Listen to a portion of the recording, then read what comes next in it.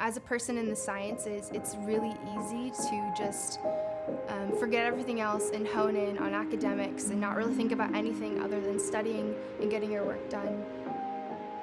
And I think at Fox, I was just continually reminded not to do that. I was reminded to look around, that it's not about trying to do better than other people, it's not a competition thing.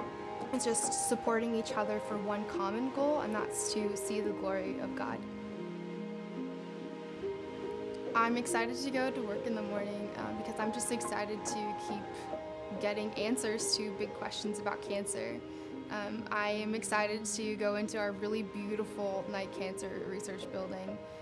There's free coffee, and then I get to work on my gels that I'm running for that day and finish my Western blots, run some assays, and it's just really exciting to be back in lab, working with my hands, doing something that's really important. So we're trying to find out what mutations in the cells occur that cause different cells to be resistant to drugs. And so the idea is that we will eventually figure out drug combinations that can be used to prevent resistance from happening and to keep patients healthier for longer, with longer lives, to stay in remission for longer, and maybe cure their cancers.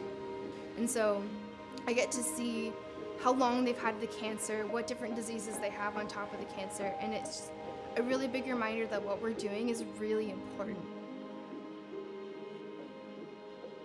I've wanted to go into medicine for almost as long as I can remember.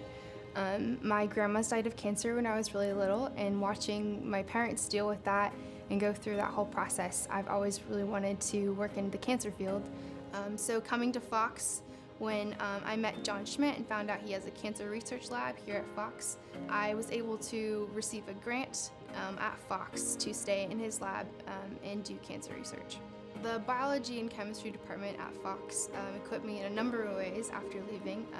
One of the main practical things that they helped me with was finding a job. John suggested that I work maybe at OHSU as a research assistant in one of the labs there. He was able to get me an interview with that lab, and then they asked me if I wanted to join the lab on the spot, which is really awesome. One of my favorite things about working in the Drucker lab is the people there. Scientists tend to be really introverted and quiet, and so it can be hard to get to know them. But once I've started talking to the people in my labs, everyone is just really wonderful. So it's been really fun to make relationships with people. I've developed some really strong friendships. One of my good friends from college also works in lab. Her name's Brittany. And we've started on Monday mornings. We meet at 8 before anyone else gets to the building. And we're meeting to pray and talk about how we can be witnesses in the workplace. And that's just been really good, and I really value that time with Brittany to remember why it is that I'm here in lab doing the research that I do.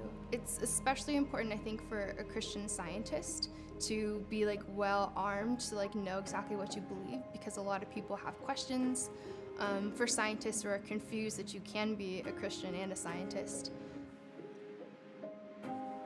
I just really like raw science. I love molecular biology.